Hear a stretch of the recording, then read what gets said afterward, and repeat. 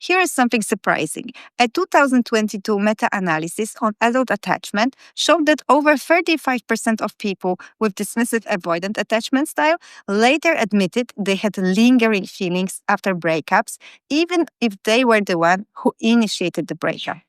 But because they are conditioned to suppress emotion and to avoid vulnerability, they were not able to reach to their partner ever again.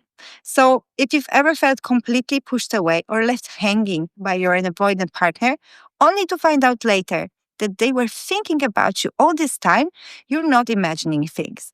It's how they are wired because of their attachment style.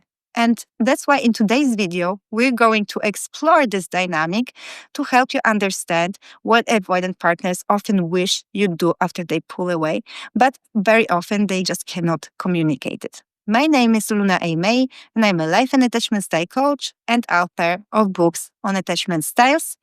And my mission here is to help you understand your emotional patterns and build healthy relationships that you truly deserve. And by the way, my latest book on avoidant attachment style has just come out on Amazon last week, so I encourage you to check it out. The link is in the description box below. So let's begin with the moment avoidants pull away. Often, the relationship has been feeling close, maybe even surprisingly good. You're finally getting somewhere emotionally, and then suddenly they flip. Overnight, it might feel like if they lost feelings. But what's actually happening is that this moment, their nervous system is just simply overwhelmed. Because emotional closeness, sustained connection, or fear of losing autonomy triggers them, and instead of working through it, they shut down. And when they do, they expect you to do what people have done before. And this means react, chase, protest, or explain. And that's because this is their script. And not following the script is what shakes them. So, what's the first thing they wish you'd do after they reject you? Stay grounded. Not cold, not angry, not passive aggressive, just regulated and calm and centered in your own space. This is not about performing indifference. It's about showing somatically that their fear of enmeshment isn't being fulfilled. Because you have to know that the more you cling, the more they run. And the more space you allow emotionally and physically, the more safety they will begin to feel. So now let's add something most people miss here. Avoidants are not immune to pain. They just process it privately. They are not showing that they are feeling pain. And often they are processing it very slowly. When you go no contact and you hold that space without pushing emotional energy their way, something shifts. They're left with their own feelings, their own thoughts, their own memories. And that's when they begin to feel the weight of what they let go, of losing you. And this is where we start to work on what I call energetic calibration. We're not just rewiring thoughts, we're shifting your baseline, your nervous system, because the more securely you are operating, the less you need someone else's response to stabilize you. And if you feel like you are caught in this pattern, like you are intellectually getting what's happening, but emotionally can't break free, I'd love to support you for my one-on-one coaching.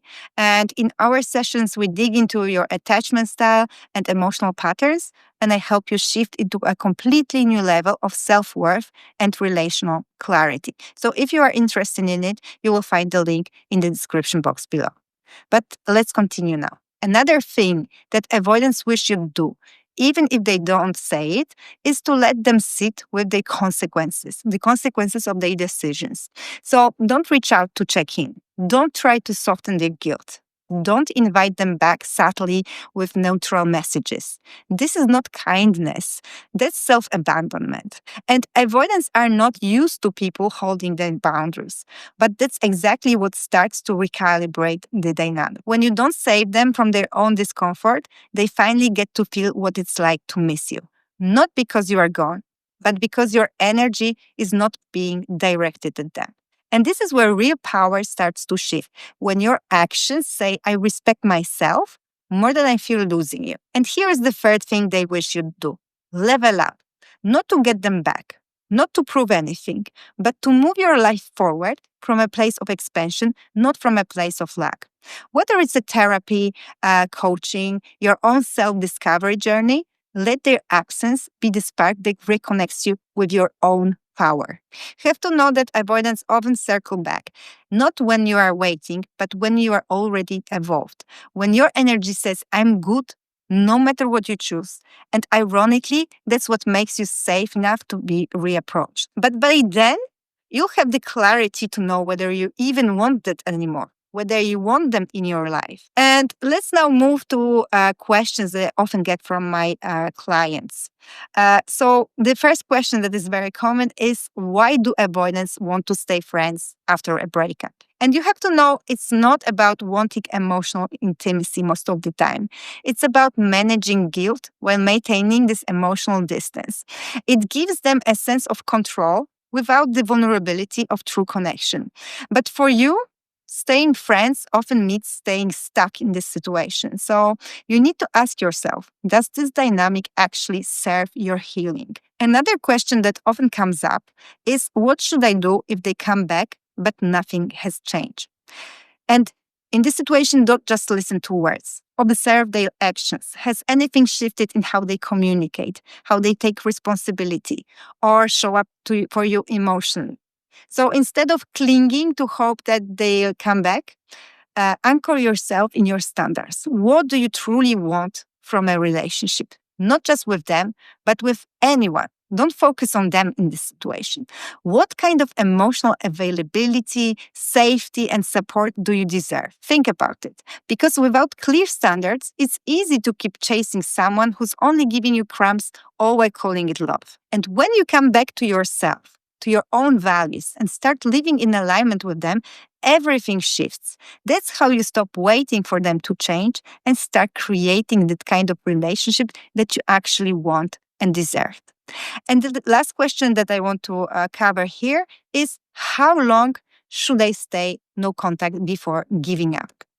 And the truth is, there is no fixed timeline.